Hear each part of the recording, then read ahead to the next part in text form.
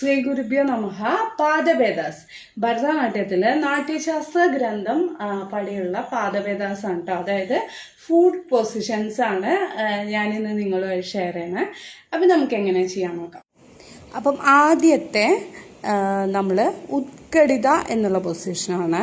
അപ്പം സമ്പാദത്തിൽ നിന്നിട്ട് നമ്മൾ കാലിങ്ങനെ ലിഫ്റ്റ് ചെയ്യുന്നതിനാണ് നമ്മൾ ഉദ്ഗടിത എന്ന് പറയുക. ഇത് രണ്ട് രീതിയിൽ ചെയ്യും. നമ്മൾ സമത്തിലും ചെയ്യും, അതേപോലെ അരമണ്ഡലത്തിലും കാലിങ്ങനെ അപ്വേർഡായിട്ട് ലിഫ്റ്റ് ചെയ്യുന്നതിന് നമ്മൾ ഉദ്ഗടിത എന്നാണ് പറയുന്നത്. ആദ്യത്തെ പാദഭേദം അതാണ്.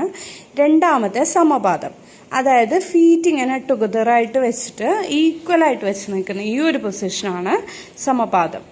അടുത്തത് അഗ്രതല സഞ്ചാരം, അതായത് ഉദ്ഗടിത എന്നുള്ള പൊസിഷനിൽ നമ്മൾ നിന്നിട്ട് ഫ്രണ്ടിലോട്ട് നമ്മളിങ്ങനെ ചലിക്കുന്നതാണ് അഗ്രതല സഞ്ചാരം.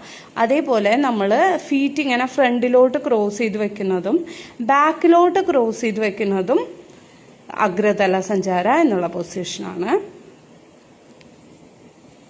തേർഡ് വൺ അഞ്ചിത.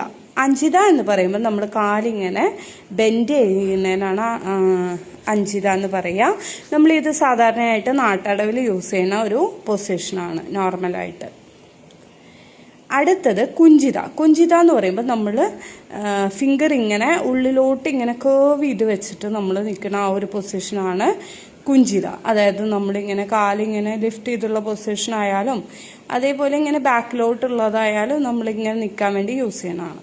അടുത്തത് സൂചിപാത. സൂചിപാത എന്ന് പറയുമ്പോൾ നമ്മൾ ഫിംഗർ മാത്രം ഇങ്ങനെ ഒരു ഡയറക്ഷനിലോട്ട് ഇങ്ങനെ ഫീറ്റ് ടച്ച് ചെയ്യുന്നതാണ് നമ്മൾ സൂചിപാത എന്ന് പറയുന്നത്. അപ്പം ഇതൊക്കെയാണ് നാട്യശാസ്ത്ര ബേസ് ചെയ്തിട്ടുള്ള പാദഭേദാസ്.